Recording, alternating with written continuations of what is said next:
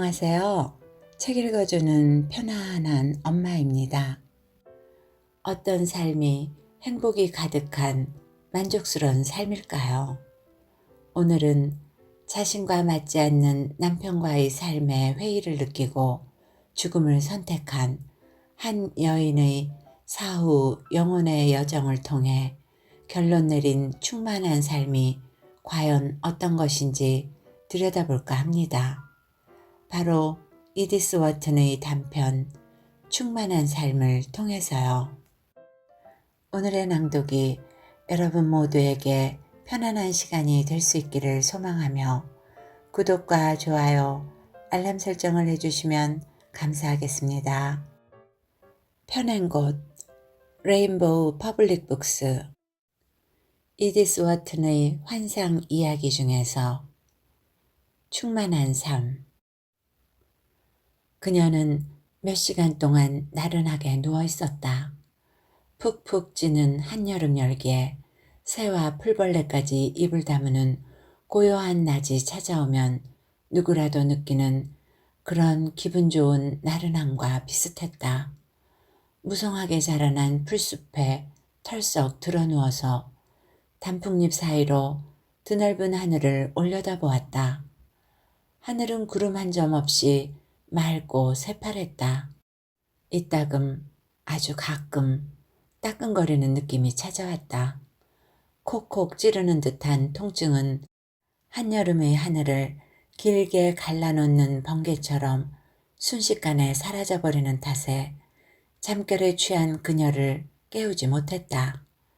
그녀는 평온하고 달콤하고 끝도 없이 이어지는 듯한 혼수 상태에 점점 더 깊이 빠져들었다. 이 아득한 상태에서 벗어나고 싶다는 충동, 점점 희미해져가는 의식의 끝자락을 붙들어야겠다는 생각조차 들지 않았다. 한때는 혼미한 상태에서 벗어나려고 격렬하게 저항해봤지만 이제 그런 노력도 모두 끝나버렸다. 그녀는 오랫동안 기괴한 환영에 시달렸다. 서서히 떠나고 있는 삶의 단편적인 장면들, 가슴이 에일 듯한 시 구절들, 과거에 보았던 이미지가 뒤섞인 불길한 예감, 강과 탑, 둥근 지붕에 대한 흐릿한 인상들이 그녀의 마음속에 몰려들었다가 반쯤 잊혔다. 지금 마음속에서 꿈틀대는 것이라고는 어렴풋한 만족감이라는 원초적 감각뿐이었다. 그녀는 희미한 만족감에 젖어들었다. 독약을 마지막 한 모금까지 마셔버렸기 때문이었다. 다시는 남편의 부츠, 그 무시무시한 부츠가 삐걱거리는 소리를 듣지 않아도 될 것이다. 아무도 내일 저녁 메뉴나 정육점 장부에 관해 꼬치꼬치 캐물어보며 귀찮게 굴지 않을 것이다. 마지막 순간이 되자 이 희미한 감각마저 사라지고 짙은 어둠이 그녀를 감쌌다. 옅은 장밋빛 노을이 영원히 부드럽게 일렁일 것 같았던 하늘은 이제 짙은 남색으로 어둡게 물들어갔다. 별 하나 찾아볼 수 없는 여름날 밤하늘의 색깔이었다. 그녀는 어둠 속으로 차츰 빠져들었다. 아래에서 누군가 부드럽게 떠받쳐주는 것 같은 안정감마저 슬며시 밀려왔다.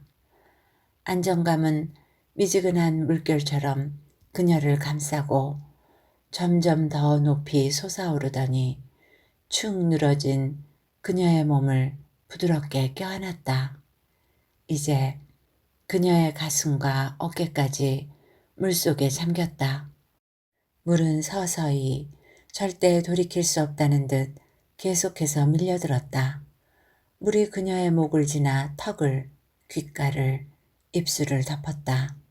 물이 너무 높이 차올랐다. 물속에서 벗어나고 싶다는 충동이 다시 찾아왔다. 입속이 물로 가득 찼다. 숨을 쉴 수가 없었다. 살려줘요. 다 끝났어요. 간호사가 눈을 감겨주며 말했다. 직업상 늘 하는 일이라 그런지 평정을 잃지 않은 태도였다. 시계가 3시를 알렸다. 그들은 이 시간을 앞으로도 기억할 것이다. 누군가 창문을 열었고 한밤중과 새벽 사이를 흐르는 바람이 훅 밀려들어왔다. 아무런 특징도 없지만 어딘가 기이한 바람이었다. 누군가 남편을 다른 방으로 데려갔다. 남편은 부츠로 삐걱대는 소리를 내며 멍하니 걸어갔다. 그 모습이 꼭 눈먼 사람 같았다. 그녀는 문턱에 섰다. 적어도 그런 것 같았다. 하지만 넘어갈 수 있는 문 같은 것은 존재하지 않았다. 그녀의 눈앞에는 오로지 빛뿐이었다. 어슴푸레하게 깜빡이는 무수한 별빛을 한데 모은 것처럼 부드럽지만 강렬한 빛만이 서서히 넓게 퍼져갔다. 빛은 그녀가 막 헤치고 나온 깊은 어둠과 대조되어 더없이 눈부시고 아름다웠다. 그녀는 발을 앞으로 내디뎠다. 두렵지는 않았지만 괜히 망설여졌다. 자신을 둘러싸고 주변을 가득 메운 빛에 눈이 익숙해지자 풍경을 알아볼 수 있었다. 처음에는 안개처럼 덧없이 사라져버릴 형체들이 오팔처럼 뿌연 빛 속에서 헤엄치는 듯했다. 점차 형상들이 또렷하게 눈에 들어왔다. 햇빛이 비치는 평원이 드넓게 펼쳐져 있었고 그 위로 산들이 하늘 높이 솟아 있었다. 계곡에서는 은빛 강물이 초승달 모양으로 흘러나왔다.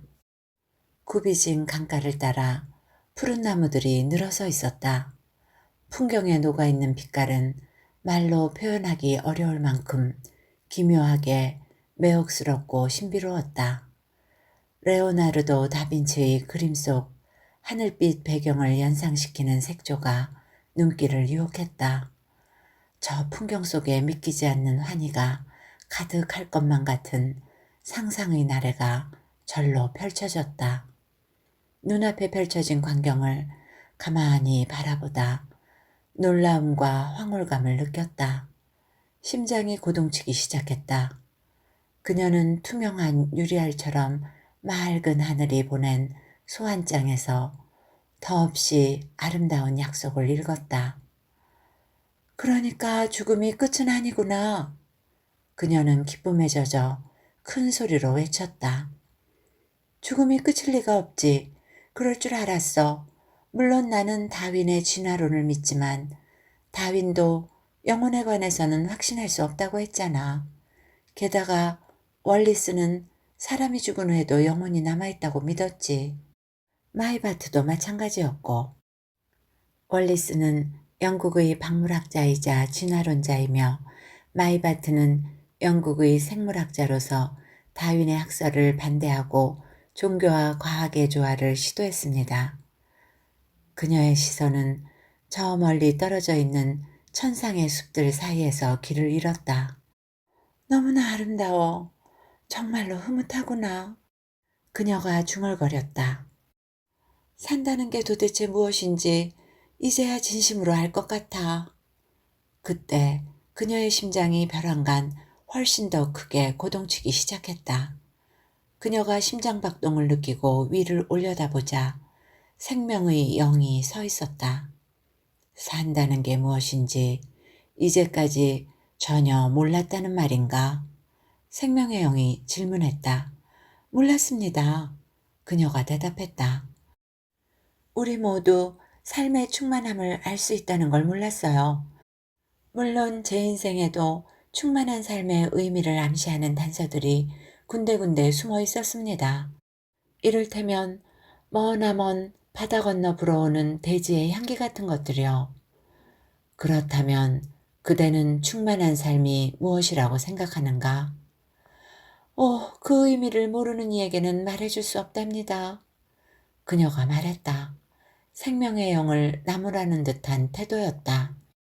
수많은 말로 삶의 의미를 정의할 수 있다고들 하죠.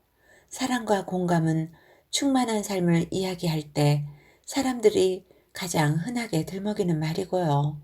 하지만 저는 사랑과 공감이 적절한 단어인지 모르겠습니다. 게다가 사랑과 공감의 의미를 진정으로 아는 사람조차 거의 없죠. 그대는 결혼했었지. 생명의 영이 다시 말을 꺼냈다. 그런데 결혼 생활에서 충만한 삶의 의미를 발견하지 못했던가? 오, 세상에. 전혀 아니랍니다. 그녀가 답했다. 이번에는 생명의 영을 무시하는 듯한 태도를 전혀 숨기지 않았다. 제 결혼 생활은 그야말로 불완전했죠. 그래도 그대의 남편에게 애정을 느꼈겠지. 정확한 표현이군요. 그래요. 저는 남편에게 애정을 느꼈습니다. 할머니에게 애정을 느끼듯이, 태어나고 자랐던 고향집에 애정을 느끼듯이, 어릴 적 보모에게 애정을 느꼈듯이요. 아, 저는 남편을 좋아했습니다. 모두 우리를 행복한 부부라고 여겼죠. 하지만 여자의 본성이란 방으로 꽉 찬 커다란 집과 같은 게 아닐까요? 이 집에는 현관이 있죠.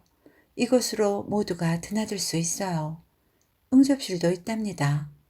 격식을 차려서 손님들을 맞을 수 있는 곳이죠. 또 거실도 있고요. 식구들이 내킬 때마다 편하게 오갈 수 있는 공간이에요. 그런데 거실 너머 깊숙한 안쪽에는 다른 방들도 있어요. 아무도 그런 방의 문을 열 수 없죠. 그 방으로 가는 길조차 모르고요. 가장 안쪽에 있는 방, 가장 성스러운 지성소에는 영혼이 홀로 앉아 있답니다. 지성소란 하느님이 있는 가장 거룩한 곳을 말합니다. 결국 찾아오지 않을 발걸음을 기다리면서요. 그렇다면 그대의 남편은, 생명의 영은 잠시 침묵을 지키더니 다시 입을 열었다. 거실 너머 안쪽에 있는 방에는 절대로 들어가지 못했나? 단 한 번도요. 그녀가 냉큼 대답했다. 게다가 최악은 그가 그저 거실에만 머무는데 만족했다는 겁니다. 남편은 거실이 완벽하고 아름다운 곳이라고 생각했습니다. 그는 호텔 라운지에서 쉽게 찾아볼 수 있는 의자나 테이블처럼 대수롭지 않고 흔해 빠진 거실 가구를 감탄하며 바라보곤 했어요. 그럴 때면 저는 그에게 고래고래 소리치고 싶었죠. 이 어리석은 사람, 당신은 진귀한 보물이 미어터지게 들어차 있는 방이 코앞에 있다는 걸 짐작조차 못하지? 인간이 단 한 번도 본 적 없는 보물이라고. 아직 아무도 그 방에 들어간 적이 없다니까. 어쩌면 그 방은 당신의 방일지도 몰라. 하지만 당신이 그 방의 문고리를 찾아낼 수는 있을까? 그러면 생명의 영이 질문을 이어갔다. 그대가 조금 전에 말했던 그 순간들, 충만한 삶의 의미를 암시하는 단서처럼 보였다는 순간들을 그대의 남편과 함께한 적은 없었나? 오, 절대로 전혀 없었습니다. 그는 달랐어요. 늘 부추로 삐걱거리는 소리를 내면서 걸어다니고 문을 쾅 닫는 사람이었습니다. 시시한 싸구려 소설이나 신문에 실린 스포츠 광고 말고는 읽는 책도 없었죠. 그러니까 한마디로 우리는 서로를 눈꽃만큼도 이해하지 못했습니다. 그렇다면 그대는 어디서 그런 강렬한 감각을 느꼈지? 어떻게 말해야 할지 모르겠군요. 가끔은 꽃향기를 맡으면서 그런 감각을 느꼈습니다. 때로는 단테의 시나 셰익스피어의 희곡을 읽을 때였고, 혹은 그림이나 노을을 볼 때였습니다. 바닷가에서 한적한 나날을 보낼 때도 그런 감각을 느꼈죠. 텅 빈 푸른 진주 속에 누워있는 느낌이 들 때가 있거든요. 제가 느끼고는 있지만 표현하지 못하는 것을 다른 사람이 꼭 알맞을 때 정확하게 말하는 순간에도 그런 감각을 느낀답니다. 다만 이런 순간은 드물죠. 그대의 마음을 정확하게 표현하는 이는 그대가 사랑하는 사람인가? 저는 아무도 사랑하지 않았습니다. 사람들이 흔히 말하는 방식으로는요. 그녀가 다소 울적하게 대꾸했다. 아주 잠깐이지만 제 존재라는 악기의 현을 건드리는 사람이 있기는 했습니다. 제 영혼 안에 잠들어 있는 독특한 선율의 음을 딱 하나씩은 연주했죠. 그런 사람이 둘 아니면 셋쯤 되는 것 같군요. 하지만 사람들이 제 영혼을 울리는 일은 정말로 드물었답니다. 어느 날 저녁 피렌체의 오르산 미켈레 성당을 보았을 때만큼 강렬한 환희를 안겨준 사람은 한 명도 없었어요. 그 순간이 어땠는지 말해보게. 부활절 주간이었습니다. 봄비가 부슬부슬 내렸던 오후가 지나고 해가 뉘엿뉘엿 넘어갈 무렵이었답니다. 어디선가 불어온 바람에 구름이 모두 걷혔어요. 성당 안으로 들어가니 저 높이 불타는 듯한 스테인드 글라스가 어스름한 땅거미 사이로 등불처럼 빛났습니다. 중앙재단에 사제가 한 명 서 있었죠. 어둠 속에서 푸르스름한 향의 연기가 자욱하게 피어오르는 가운데 사제복이 유달리 새하얗게 보였습니다. 그의 머리 주변에서는 촛불이 반딧불이처럼 깜빡거렸고요. 몇 명이 제단 주변에 무릎을 꿇고 있었습니다. 우리는 발소리를 죽이며 그들 뒤로 다가가서 오르카냐가 만든 감실 근처 신도석에 앉았습니다. 그 이전에도 피렌체에 가본 적이 있었지만 성당을 방문한 것은 그때가 처음이었습니다. 참 이상한 일이죠. 마법처럼 공간을 채우는 빛 속에서 무늬를 새겨넣은 계단, 세로로 홈이 파인 기둥, 얕은 도들새김 조각, 경이로운 재단에 드리워진 캐노피를 처음으로 보았어요. 시간의 섬세한 손길에 은은하게 닿은 대리석이 장밋빛 색조를 띠고 있었습니다. 그 색깔은 말로 설명할 수가 없답니다. 아테네의 파르테논 신전에 서 있는 꿀 색깔 기둥을 어렴풋하게 연상시키지만 더 신비롭고 복잡했어요. 끝없이 내리쬐는 햇살의 키스가 만들어낸 색깔이 아니었죠. 지하의 비밀스러운 어스름과 순교자의 무덤을 비추는 촛불, 비치와 루비 빛깔을 품은 스테인드 글라스 너머로 들어오는 희미한 노을빛이 만들어낸 색깔이었습니다. 그 색깔을 만들어낸 빛은 시에나 대성당의 피콜로미니 도서관에 놓인 기도서를 비추는 빛과 같았습니다. 베네치아의 일레텐토레 성당에 놓인 조반니 벨리니의 성모 그림에서 은은히 타오르는 빛과도 같았고요. 중세의 빛, 그리스의 투명한 햇살보다 더 풍부하고 엄숙하며 의미심장한 빛이었죠. 성당 안은 고요했습니다. 사제가 기도문을 중얼거리는 소리만 들렸죠. 이따금 의자가 마루에 끌리는 소리가 들리기도 했지만 저는 그 신비로운 빛에 젖어서 넋을 잃은 채 눈앞의 대리석 조각을 바라보았습니다. 성화를 안치한 감실은 절묘하게 조각된 상아와 보석 같은 상감 세공으로 장식되어 있었습니다. 흐린 금빛이 은은하게 흘러나왔죠. 그때 저는 거센 물결에 실려 앞으로 나아가는 듯한 느낌을 받았습니다. 이 어마어마한 경륜은 태초에서 시작해 인간의 격정과 분투가 모두 뒤섞인 물줄기 하나로 모아 흘러가는 것 같았습니다. 성당의 곳곳에는 아름다움과 기이함이 다양하게 표현되어 있었죠. 제가 움직이자 그곳에 깃들어 있는 생명이 저를 둘러싸고 운율에 맞춰 조화로운 춤 동작을 엮는 듯 했습니다. 인간의 정신이 지나간 곳에 저도 한때 발을 디뎠다는 사실을 깨달았답니다. 오르카냐가 만든 대리석 감시를 가만히 응시하는데 도들새김 장식이 녹아서 원초적 형태로 바뀌는 것 같았습니다. 나일강에서 막 피어난 연꽃과 그리스의 아칸서스 잎이 북유럽 룬 문자 모양의 매듭과 물고기 꼬리가 달린 괴수 형상과 뒤얽혔죠. 겐지스강부터 발테까지 전 세계 각지의 인간들이 손으로 빚어낸 공포와 아름다움의 이미지들이 성모에게 바치는 오르카냐의 걸작 속에서 흔들리며 뒤섞였습니다. 그때 저는 강물에 실려서 흘러갔습니다. 아득히 먼 고대 문명의 낯선 얼굴들과 친숙한 고대 그리스의 경이로운 유적들을 지나쳤죠. 그러다 맹렬하게 휘몰아치는 중세의 물길을 만나서 헤엄쳤어요.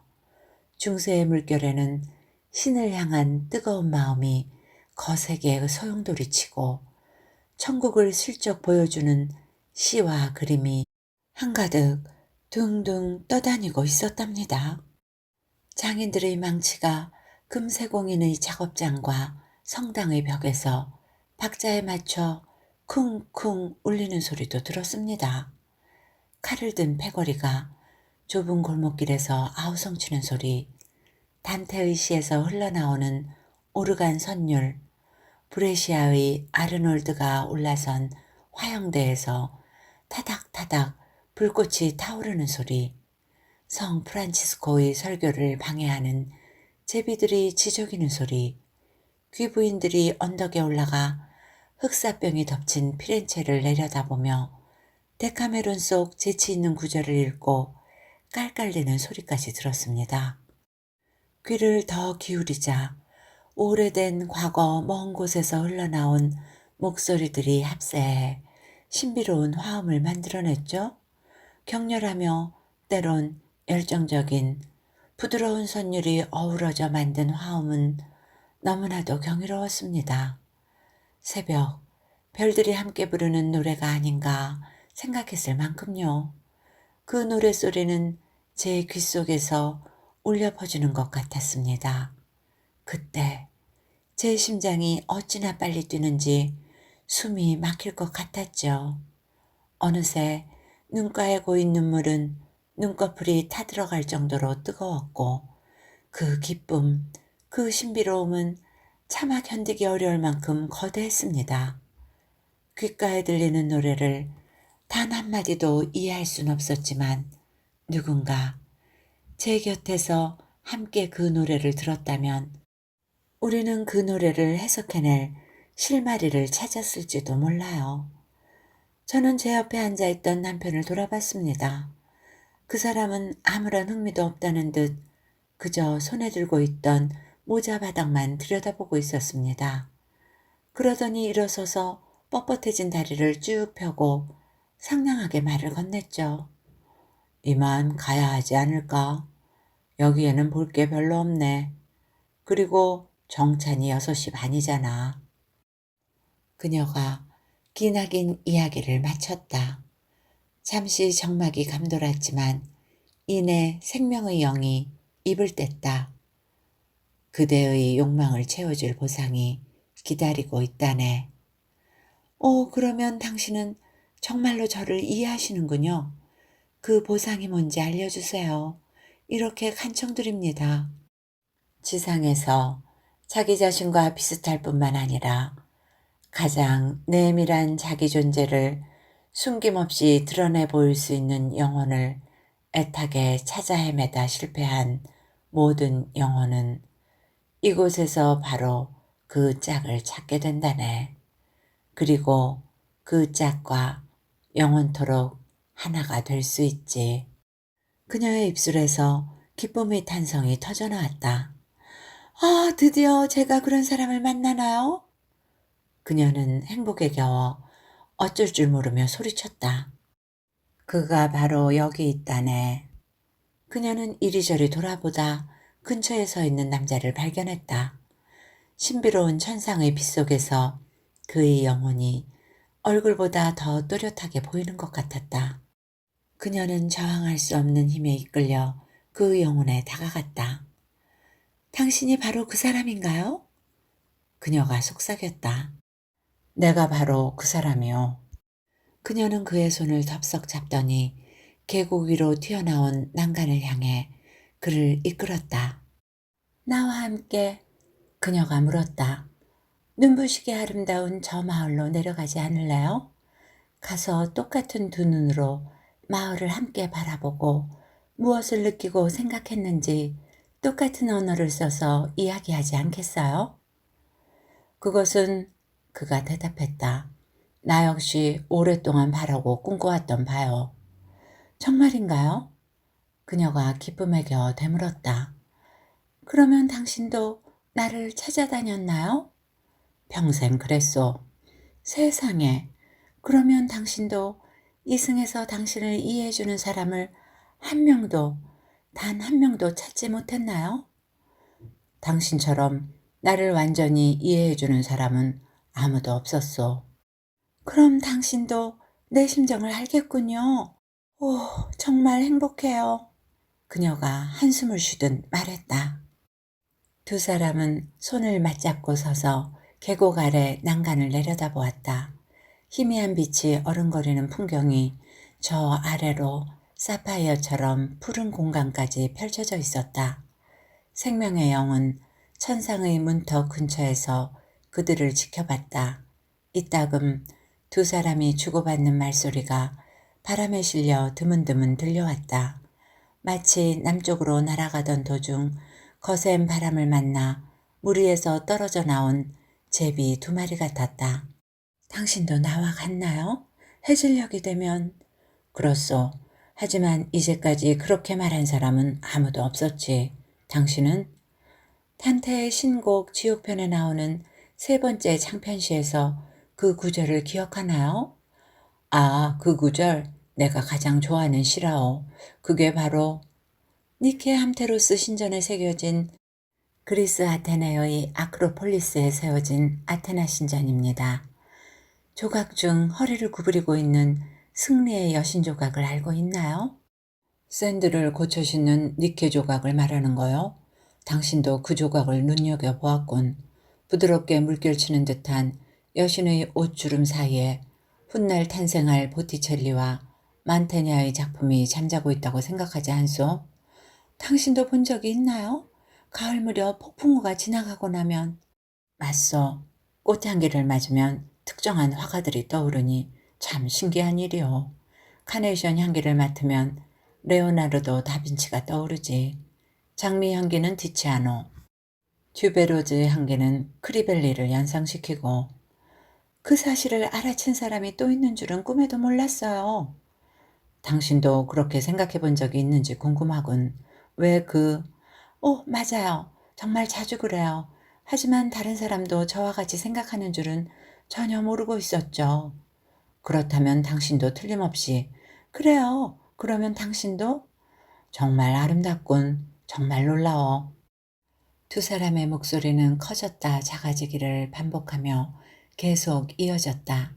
꽃이 흐드러지게 피어난 정원 양쪽 끝에 서 있는 분수대 두 개가 서로에게 화답하듯 물줄기를 졸졸 뿜어댔다. 한참이 지난 후 그가 그녀를 돌아보며 말을 걸었다. 조바심을 숨기지 못하는 태도였다. 내 사랑, 여기에 계속 머무를 필요가 있겠소? 우리 앞에는 영겁의 세월이 펼쳐져 있소. 함께 저 아름다운 전원으로 내려갑시다. 햇빛을 받아 반짝이며 흘러가는 강가 옆 푸른 언덕 위에 손수 집을 지어 봅시다. 그가 이야기를 꺼낸 순간 그녀가 줄곧 잡고 있던 손을 갑자기 놓았다. 구름이 몰려와 환히 빛나던 그녀의 영혼을 가리웠다. 집이라면? 그녀가 느릿느릿하게 대답했다. 당신과 내가 영원토록 살아갈 집이요? 어떠소, 내 사랑. 나는 당신의 영혼이 그토록 찾아 헤맸던 짝 아니오? 맞아요, 그래요. 하지만 당신은 모르시겠죠? 나에게 집은 집처럼 느껴지지 않을 거예요. 내가 원하는 조건이 채워지지 않는다면. 조건이라니. 그가 궁금해하며 대답을 재촉했다. 벼랑간 변덕스럽게 굴고 싶다는 충동이 그녀에게 찾아왔다. 그녀는 대답하지 않고 한동안 홀로 생각에 잠겨있다 입을 뗐다. 당신이 문을 쾅 닫고 부추로 삐걱거리는 소리를 내지 않는다면 집이 집 같지 않을 거예요.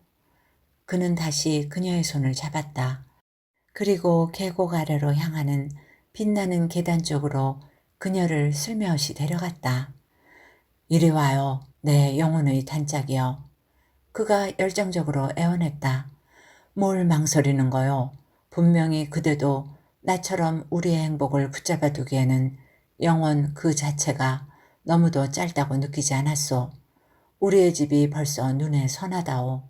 늘 꿈에서 우리 둘만의 집을 보곤 했소. 푸른 언덕 위의 새하얀 집이라오. 내 사랑. 반짝반짝 윤이 나는 기둥이 늘어서 있고 벽면은 아름답게 조각되어 있어. 정원에는 월계수와 협죽도가 작은 숲을 이루고 있고 장미덤불이 집을 둘러싸고 있지.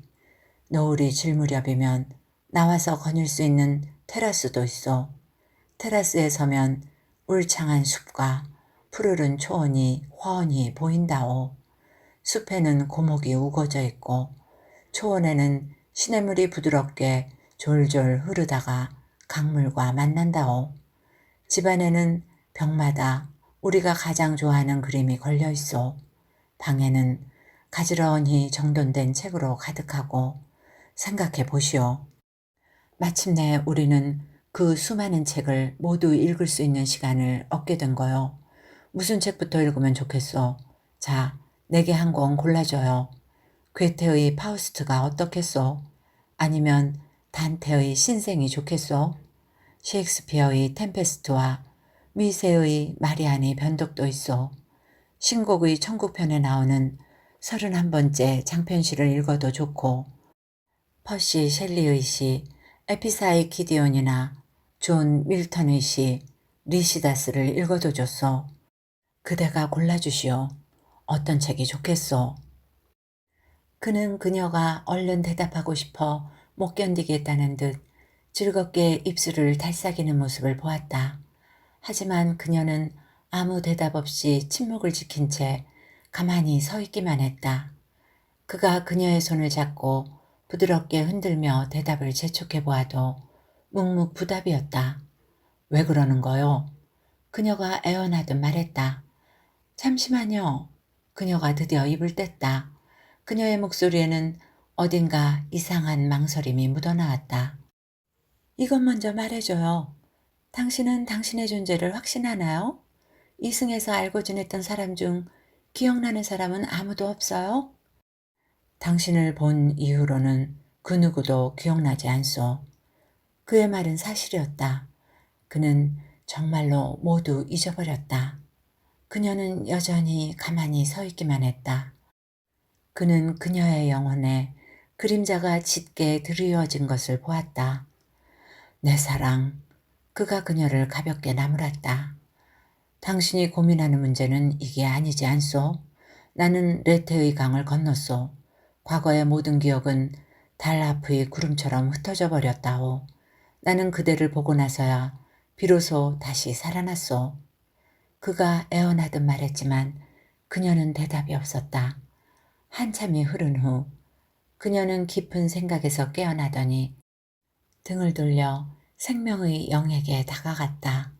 생명의 영은 여전히 천상의 문턱 근처에 서 있었다. 묻고 싶은 게 있어요.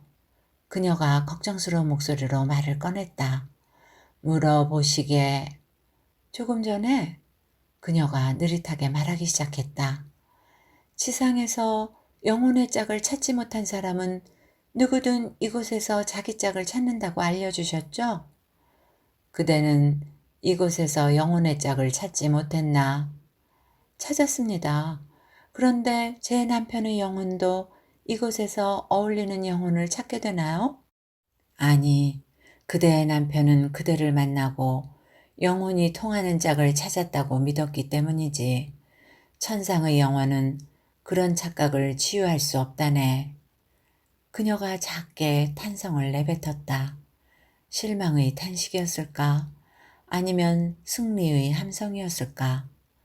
그렇다면 그 사람이 이곳에 오면 어떻게 되나요? 그건 알려줄 수 없네. 그도 이곳에서 틀림없이 해야 할 일과 더불어 행복을 찾게 되어 있네. 그의 능력에 어울리는 일과 행복이지. 그녀가 말을 자르고 끼어들었다. 잔뜩 화가 난 것 같았다. 제가 없다면 그 사람은 절대 행복하지 않을 거예요. 너무 자신하지 말게. 그녀는 그 말을 무시했다. 그러자 생명의 영이 다시 말을 이어갔다.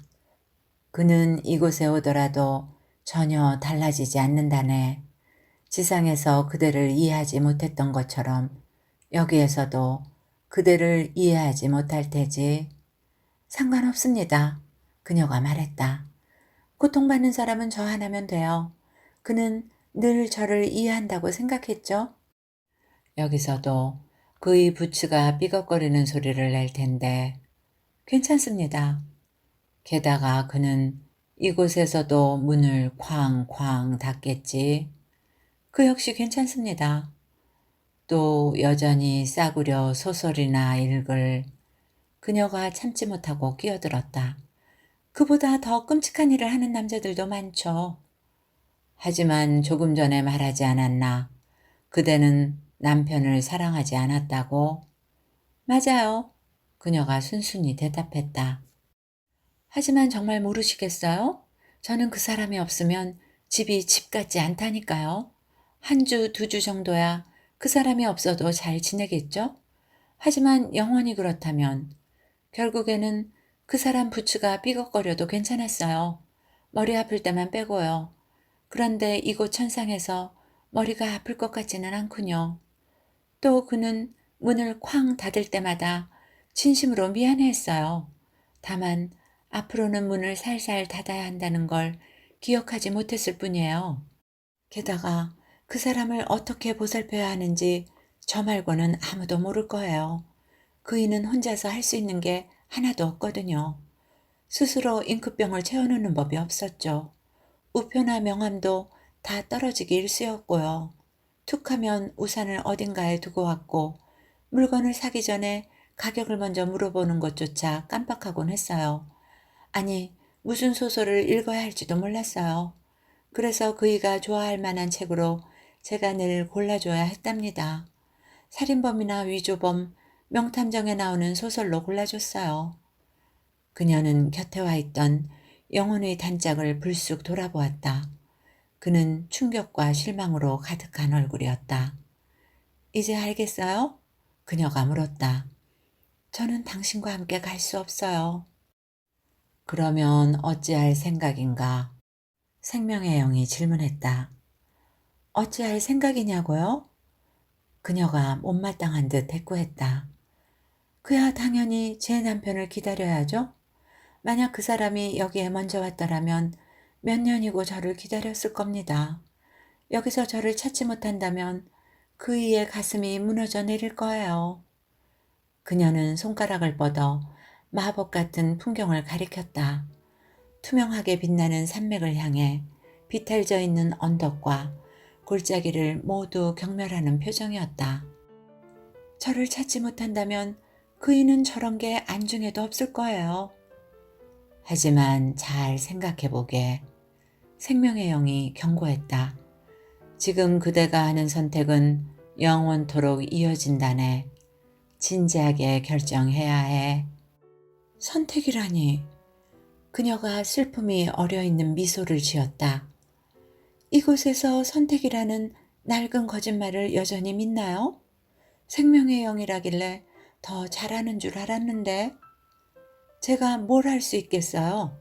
그는 이곳에 오면 저를 만날 수 있다고 기대할 거예요. 제가 다른 사람과 함께 떠나버렸다는 말을 들어도 절대 믿지 않을 겁니다.